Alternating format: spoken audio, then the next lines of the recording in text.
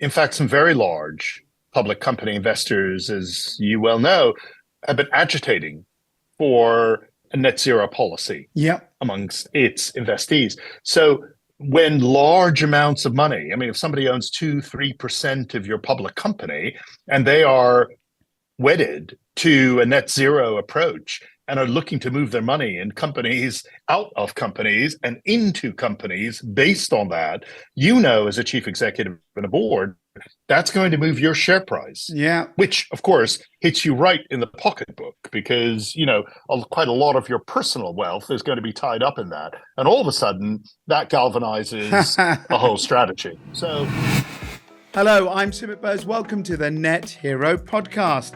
This podcast is for you if you're interested in business and reducing our carbon footprint. Our belief is that better business leads to a better planet. Who wouldn't want to make things that have less impact on our society? It's a podcast for people who are inventors, academics, people working in the energy sector, or from any different field that believe that they can do something better to make the products and services we use every day less harmful. Now, we've been running for about 3 years and it's been very successful with about 36,000 downloads and plenty more, massive engagement. But this show now needs a sponsor. We've done it editorially for all these years, but we need your help.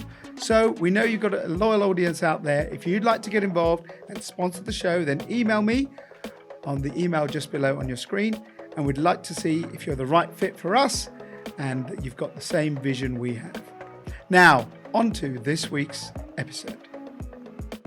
ABBA, what a group. And Money, Money, Money. Do you remember that song? Oh yes, it's one of those things that sticks about. There's so many songs about money. And you could say that, I remember the Monkees used to put a little sign up saying, the love of money is evil. But it's not true. I think it's not the truth of where money is, because money facilitates everything. And if we're going to go down the path of moving to net zero, well, sure as damn it, we're going to need a lot of money to do that. Globally, the world is investing. There's been a shift over the last 5 years, probably in tandem with what happened post the pandemic as well, where people are looking at how to secure their energy needs, and that means investment. The Ukraine crisis has also led to that. So we're in a world where now people are looking for funding, governments are getting involved, institutions are saying, let's go green. But how realistic is that? Is the world of climate tech, dare I say, going to be like a dot-com bubble, or is this a secure future? That's what we're going to discuss today with a fantastic guest. Victor Basta is the CEO of DAI Magister. Victor, hello. Welcome to the Net Hero podcast. thank you, and pleasure to be joining you to talk about very small topics. Very small topics. Very inconsequential in the grand scheme of things. And it is also, but the point is, the backdrop you can't ignore. No, Yeah. I get it. And rarely do you have an investment space where the clock is ticking so clearly and louder, unfortunately, every year. And so normally these kinds of major developments in technology in a particular space are driven because there's opportunity, money to be made, people. So it's driven by vendors, if I put it that way, right? Who are trying to leapfrog a legacy provider of X or Y or make a better widget, right? Here, there's a pull, which, because of the clock ticking, that doesn't normally exist. I mean, this goes back a few decades, but, the public weren't demanding mobile phones and demanding iPhones when the iPhone came out. Very true. Nobody was demanding it. Everybody thought they were reasonably happy. Yeah. And then you created interest. So it was vendor driven, provider driven.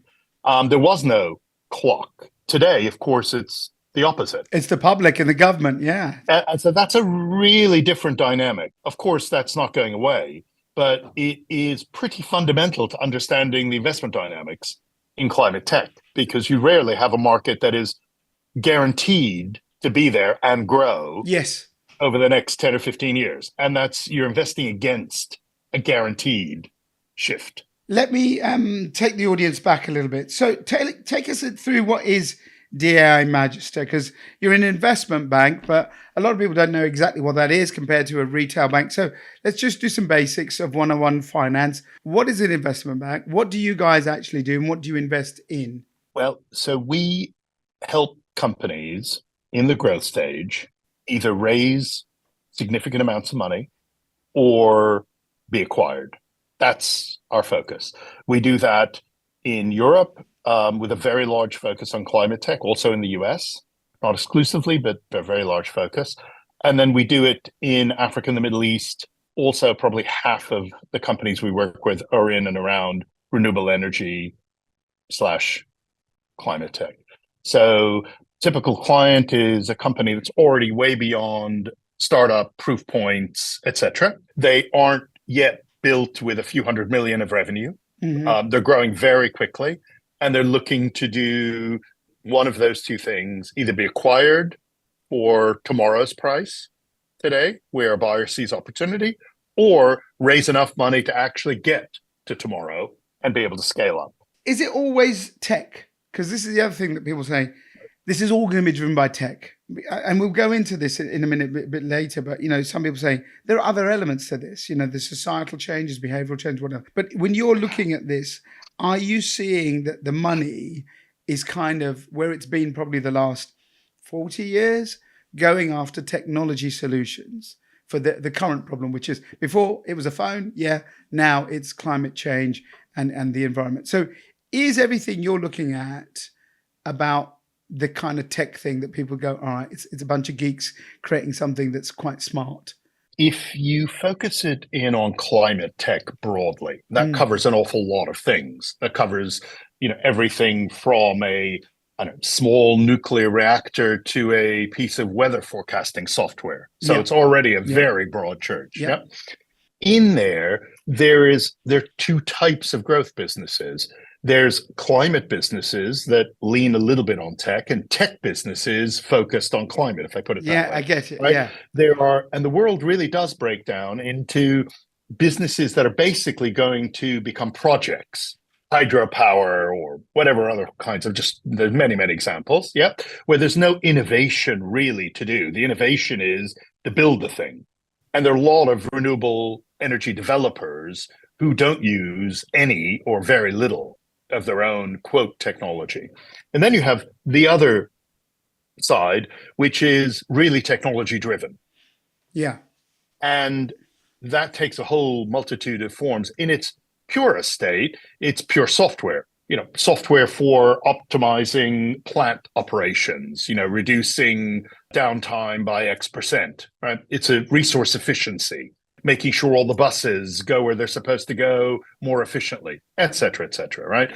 That's the purest manifestation. Then you have the in-between, which is touching the physical layer and still having IP. A company that makes a next generation turbine for, taking a lot of different input sources and turning them into renewable energy. They have different manifestations. So the whole spectrum from no tech to tech underpinned to pure digital. Yes, understood. All of that falls under climate tech. It's a very interesting one, isn't it? Because you did a brilliant sort of metaphor or an example, really, actually, with the iPhone. We had a phone. Some bloke was pretty smart and said, let's stick a phone with a computer and then a music player. And now you got smartphone. This world that we're in now, we've known for years, and you said that before we started recording, you've been in this kind of sector for about 30 years. There's always been an environmental movement. There's always been people complaining about pollution and things like that, whether it being kind of, days long ago, acid rain, or you talk about kind of the ozone layer or CFC. Things have happened and people have, got in it. But something's shifted where it is now, I would say, probably definitely the last 5 to 10 years, there's actually now a driver to make things to change, right? Before it was like, let's not pollute. And most people didn't give a shit, really. They were like, yeah, okay, it would be nice, but do I care? Oh, you fixed my fridge. I didn't even know my fridge was making CFCs. But now people go, well, I don't want my car to have emissions. I don't want my house to produce smoke. I don't want my rural village in Africa to be burning, coal. Do you think that this, you said right again, this is a pull rather than a push from vendors. Is this something you've never seen before? Not this concerted. Right. Not this sustained, and not from all sides. What I mean by all sides is, you're right. On the one hand, the awareness of our footprint, if I put it that, as individuals, as humans. Who knew the word carbon footprint 10 years ago?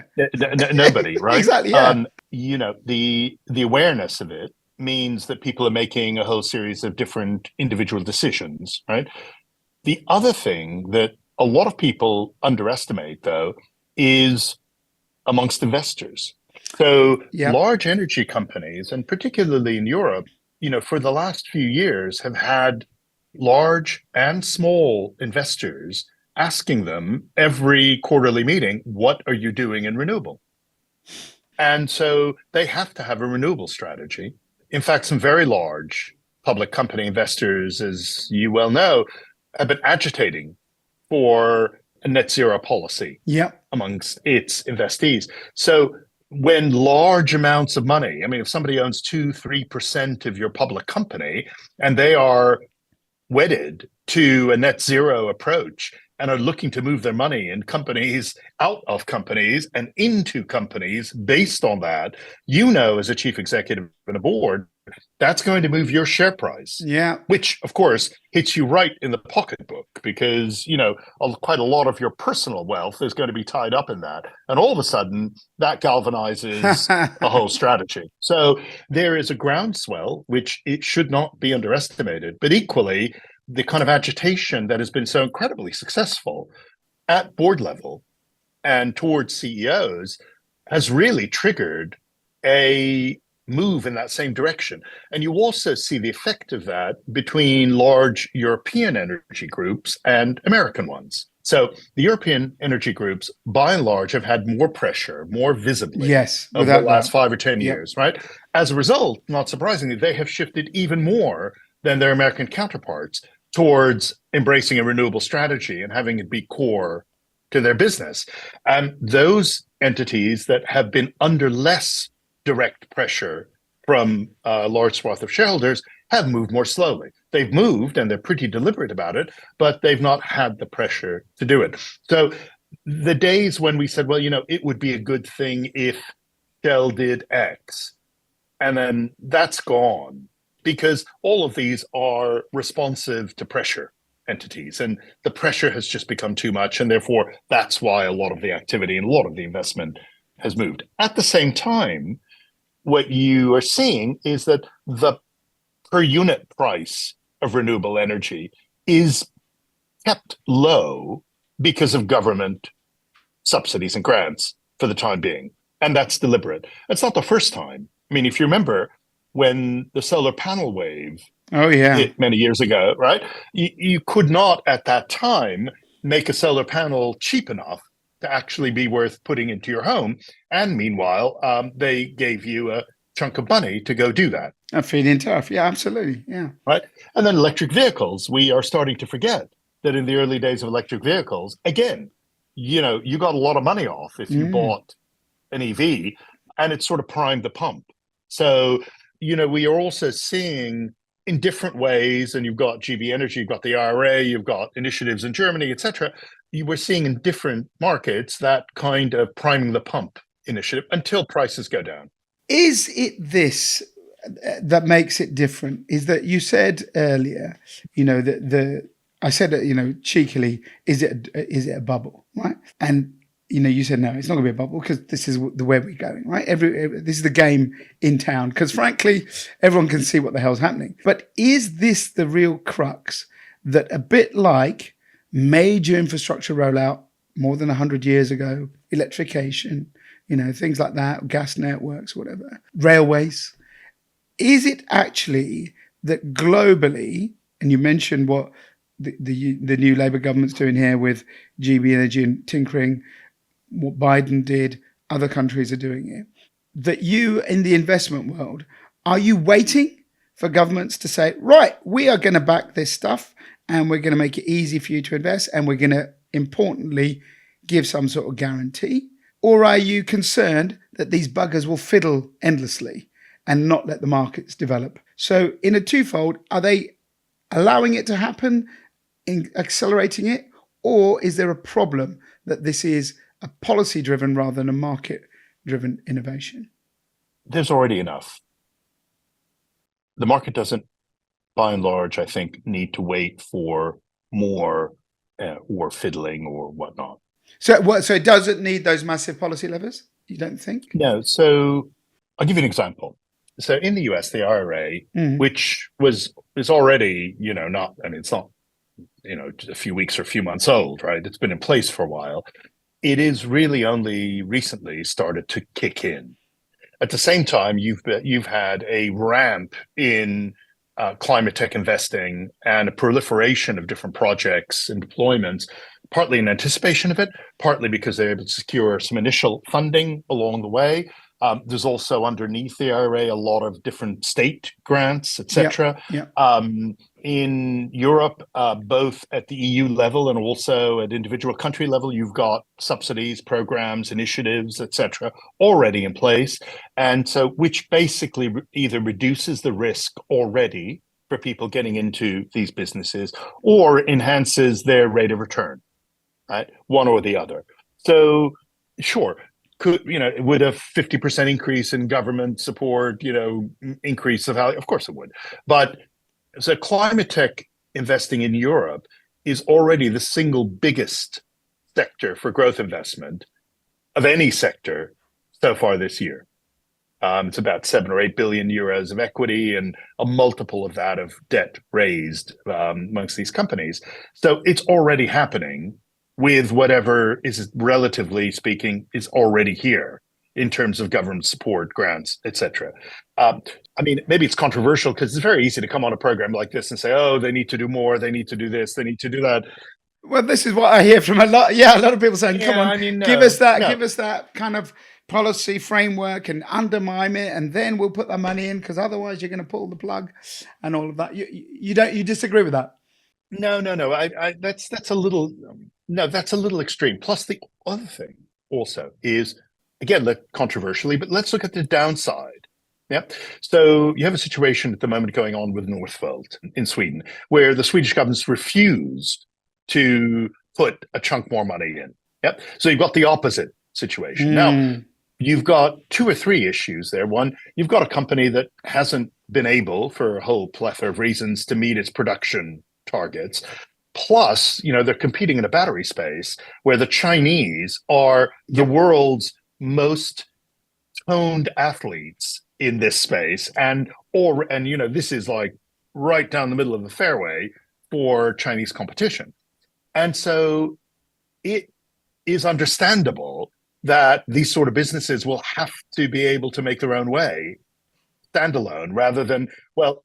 But sorry to interrupt, but isn't the irony that's all done by the Chinese state? That's the whole point.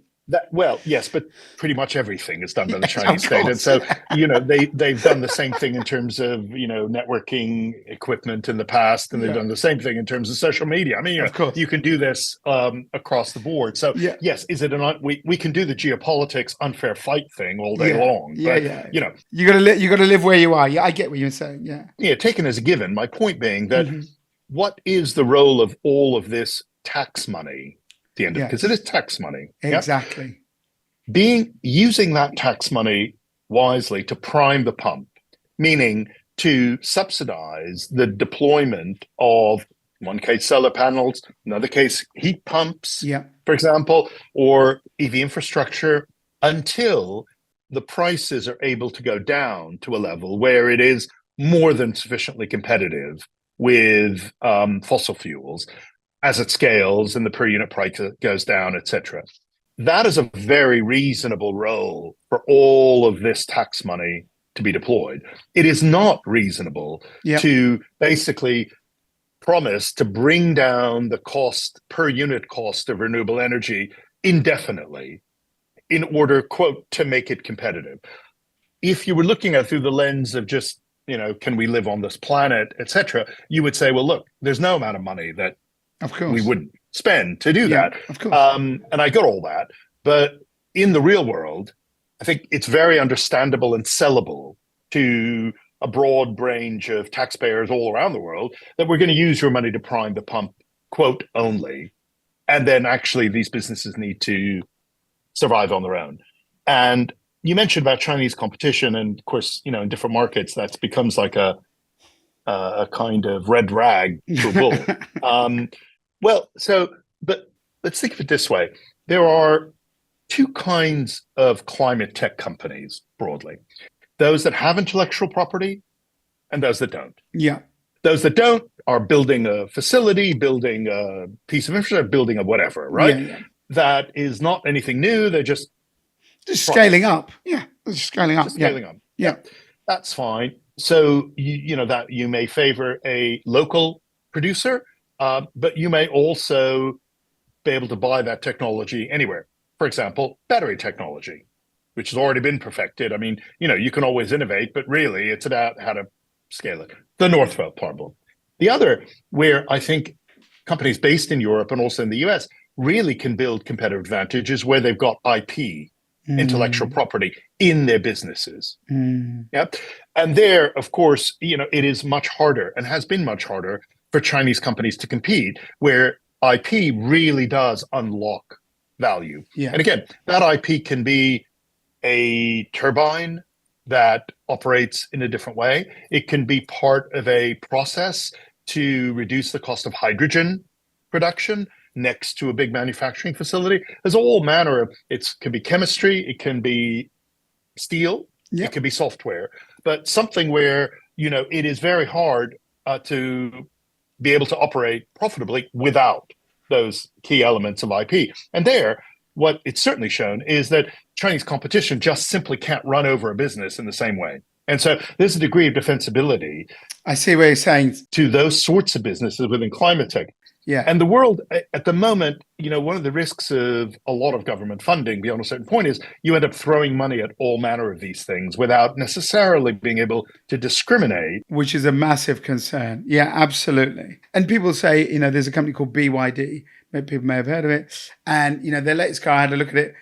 I mean, frankly, it's basically a Tesla. Very smartly done, same sort of setup, whatever. And you could say, hey, did they copy it, whatever? Who knows what they did? But it looks great. There are other companies that are doing inventive stuff. And you're absolutely right. That is where the money is. But the point I'm trying to get to is that with the investor at present, you're saying to me, despite what governments keep telling us, so we are the public and they get the government saying, we have to shift this dial. Right? And we will do it by investing in this, building this, creating this. Are you saying actually there isn't that much need for the nannyism or whatever you call it? That actually the markets are going, we know this is the best game in town. We know the opportunities in this. And then that sort of begs the question, well, why are governments doing this when actually you've just said to me, you know what? We know we can do this and we'll do it because there is money to be made. And there's nothing wrong with that either. There's a pool of government support money today, call it X amount. Yeah. Yeah. What I'm saying is that it doesn't need to be 3X to make the market, develop as quickly as it's developing. 1X we can work with. A little more, one can work with. The other thing is that X should start to go down as these technologies get rolled out at scale and the per unit price starts to go down, and you frankly don't need the same degree of subsidy that you have today.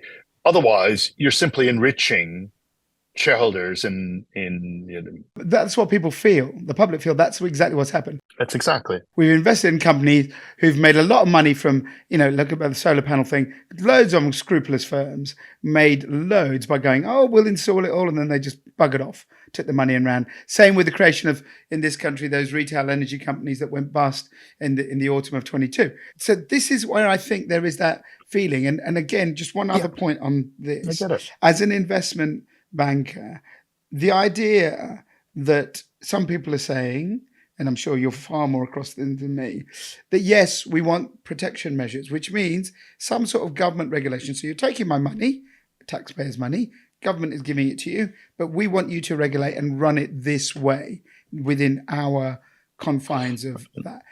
How do you feel about that? Because that I've heard from people, that is an issue, which is, hey, take the specific example of GB Energy. Great, she'll give us some money to help build these kind of big infrastructure projects, but we don't be told how to run them. We don't be told how many units we have to build. We want to do it our way, which is the best for our market. How do you see that? It is very hard to succeed with a planned economy. Brilliantly put. And if what you effectively are saying is it's going to be a planned economy in renewable energy, Yeah. well, the wheels are going to come off. They're just going to come off. It is impossible. Look, we live and breathe this industry every day. We find it every day an incredible challenge to stay on top of all of the different moving parts that are happening. It is impossible for anybody, sitting in a central Government, yeah. brain, right, to have there is no way. It is structurally impossible. So again, the most important thing is to have the kind of overarching concept in mind that we're going to take your tax money, we're going to prime the pump for a period of time, we're going to plan then to be able to have these businesses develop on their own. Yeah.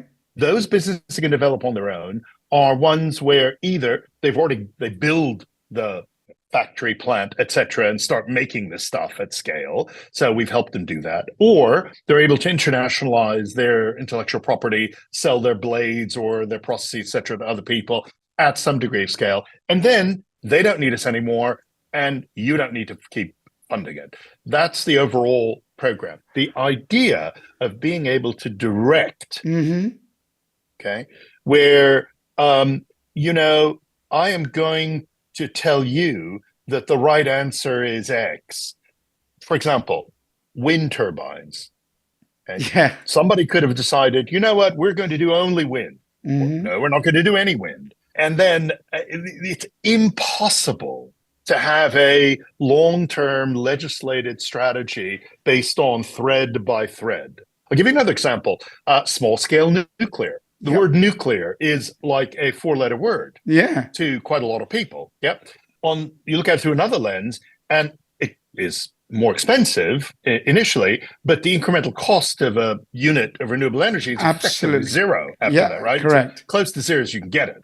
So literally the fastest way, cheapest way, I've always said in this. theory, right, to get to net zero and go beyond net zero is go nuclear everywhere. Go nuclear, So you're going to have to make a centrally planned economic decision, yes or no. Well, the reality is that what you're trying to do is infuse as much ultra-safe nuclear into the mix as you possibly can, because you know that if you can fund it initially, the downstream benefits 40 years down the road are going to be unbelievably great. No one can think 40 years on, and no disrespect to government, but last time I checked, they had a 4 or 5 year clock. Correct.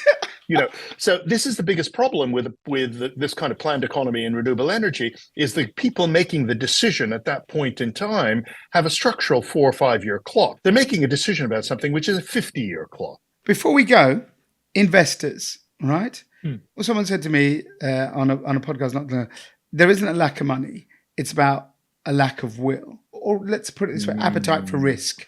Let's put it that way, might be better. Is it the case, do you think now, that anyone who's smart, and you said a little while ago in this chat, there's a pressure from shareholders who say, we want to do this. Do you see people going, I can go fossil and I can make returns and I can make them quick and I'm here? Are they still those people going to say, no, do you know what? I'd rather wait an extra 5 years and go cleaner and greener, because I kind of think the greed will win. But you sit there, what do they want?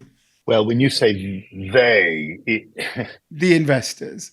They're different. They're different. Yeah. Okay. Yeah. So if we, do you see what I'm trying to get to? Yeah, I'm trying.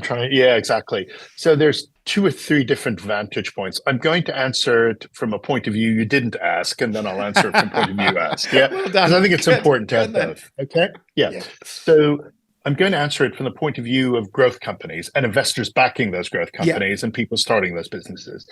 There is a lot of excitement at the startup stage. The amount of money available to fund those businesses at startup stage has never been greater. Yeah. Okay. Then there's the middle stage. Let's skip that for a moment. Then there's the large stage. I'm going to build a big facility to do X, right?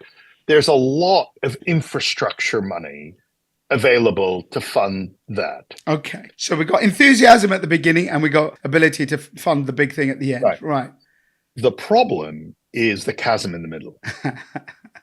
There is surprisingly little money where you have built a pilot facility where your intellectual property is working and producing renewable energy, etc. You want to then build 2 or 3 more facilities. Yes. Yep. You have people ready to buy from those facilities. There's some uncertainty about how quickly you can do it, uncertainty about how you're going to finance. You're going to test it. Yeah, all of that. Yeah. All of that. And it doesn't always work 100%. That amount of money, I want to raise 30 million, 40 million, 50 million, for example, to go do that. It's all equity. It's not debt because, you're not building large scale, right? That has been surprisingly difficult for people to find.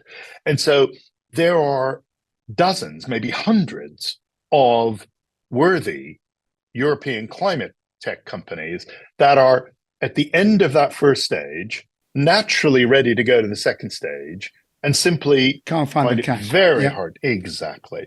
Because it's money, it's a certain type of money. It's money that has to invest in an opportunity, but not in a concept. And there's concept money, and then there is scale money. But that's the kind of most difficult part. I think they call it the trough of sorrow in a business curve or something like that. But that's the bit when you're testing, you're pivoting, you're trying to find the thing, and then they just run out of money, and then it just goes, doesn't it? Yeah, the trough of sorrow is a little Shakespearean, but it's not wrong. And that is an issue. Now, we can sit here and debate for another 2 hours about, whether government involvement, blah, blah, blah. There's a lot of companies that get to that point and shouldn't graduate. Okay. I mean, not everybody should. Sure. Right? But for sure, that is the area where if you're looking at investor sentiment. Yes, that's what I'm trying to get to. And investor behavior, right? Which is what you're asking. There is really the crux. Now, when you look at it in terms of investors in larger businesses that are doing renewable energy, they don't have to worry about this because they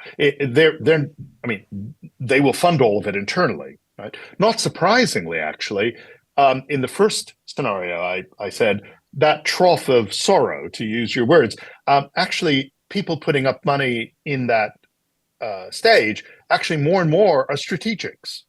More and more, they're large energy groups because they kind of understand all of it and they don't view it as a huge risk. And frankly, that's also one way that strategics can more than satisfy their investor requirements. I get it. Yeah. Yep. So that's why I'm making the connection between the two. Why? Because it is hard for whoever, I talk BP, for example, just to pick one, to be able in-house to take from concept to the trough of sorrow to whatever, 312 different things in 412 different areas. One of the strategies that a lot of these companies are doing is anchoring those 30 or 40 million slugs of money and basically killing 2 birds with 1 stone. Yeah. Solving for their investor requirements, putting up relatively less money. Tick in the box. You're right. I got it. Right. But they're productive ticks in the box because if they're picking the right sort of businesses, that's real acceleration money and they're going to get a multiplier value on that money and they're not doing it all themselves. Meanwhile, they're also able to continue doing what they've been doing for the last 50 or 100 years, which is, dig up liquid out of the ground. And this is not a pacification exercise. It's not like I'm just, This is real value being created. But my point is, with those large companies, they don't just have to do everything internally. And more, what we're seeing is that they're doing both. And if you invest in 10 or 20 businesses, you put 300 or 500 million up, it sounds like an enormous amount of money to you or I, certainly to me, but it's a drop in the ocean. For them, yeah. For a company worth 100 billion. It's been brilliant, but we're kind of out of time. I want to ask you, my final question is this. I said at the beginning that, the bubble thing, I said about kind of money, the root of all evil. I don't think there's anything wrong with companies making money. I think it's vital for us to get where we are. But we've got to make sure, and I know you do a lot of work in developing nations, how can we make sure that the money for transition to get us to where we want to be as a planet is going to be done equitably? Tough one, eh? Well, it's the word equitable. You have a lot of discontinuities. What I mean by that is that you have got, well, I'll give you one example. African economies are being pushed to move to renewable. On the one hand, fair enough, because their electrical grid is usually subpar. Okay? But equally, more than one senior African leader has said, well, if you look at a map of airplanes in the sky, none of them are over Africa. If you look at where the lights are on from, a satellite, there aren't any on in Africa. I mean, we don't use any. We got 1 billion people and we don't use very much. So forcing us to do X or Y, well, it might make sense for us, right? But you're sort of imposing a tax here because we're now having to move to what could be much more expensive renewable solutions, at least in the near term. And that may or may not make sense for us. So, for example, aid money that gets tied to investment in renewables. Yes, a lot of that's happening. If you are a leader of an African country, you might say, well, wait a minute, you know what? I've got other bigger problems, and we really should use that money not to move to renewable immediately, but, for example, for health facilities or whatever it might be. I mean, we can have this discussion forever and ever. But the point is that there is already playing out in the world this inequity. It's just not, may not be visible to somebody in London because it's not, between Highgate and Clapham necessarily. But if you look at it globally, it's already happening. It's massive. How do we ensure that it happens equitably?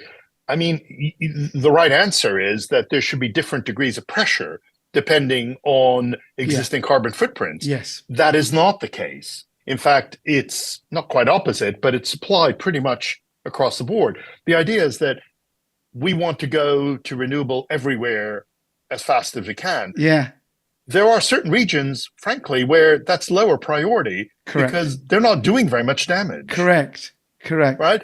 And it would seem to me to be food for thought whether billions in aid money is tied to spending it as a priority on this.